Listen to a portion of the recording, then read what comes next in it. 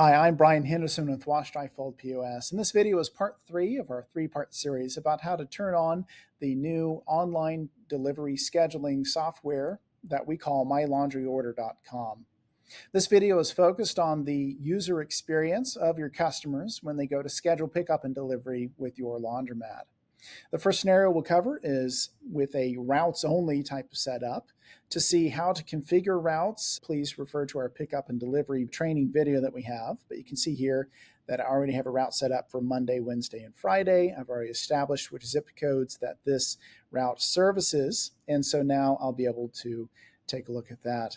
On my laundromat's website, I've already created a page that's called Delivery Service, and I've included a link to my particular MyLaundryOrder.com link, which we provide to you, again, in the store settings page of WashDryFold POS. It's this unique link here. It'll be particular for your store.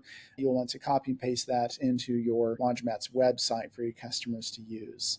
So we'll click on that link, and that will take me to MyLaundryOrder.com, and we can see that it's pulling in my laundromat's name specifically, or your laundromat's name when you use your link there. So your customer will enter their zip code, and if it is in one of those zip codes that you service, then they'll be able to create an account. So we're going to create a very not suspicious looking customer here called Test Customer, and we'll be able to click sign up.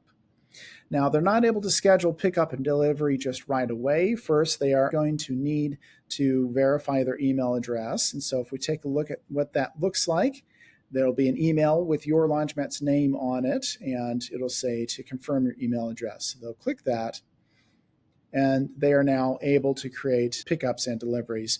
And now notice that we've designed this page so that it works well both on desktop, but also if you're on a mobile device. You can see here how it appears on a smartphone. And so they can schedule a pickup. And let me zoom in a little bit here. We can enter an address, and it'll auto search for that as they do all that. And I can even zoom back out again.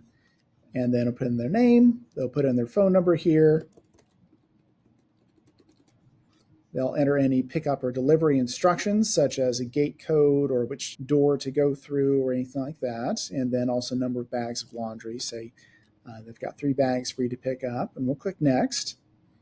And so now we can see here on where they schedule the pickup time, it's limited to just those route days and times that you created in the prior step. So if I click on tomorrow the 20th, I can see that I've got a couple of windows of time to be able to choose from. So I'll choose one of those.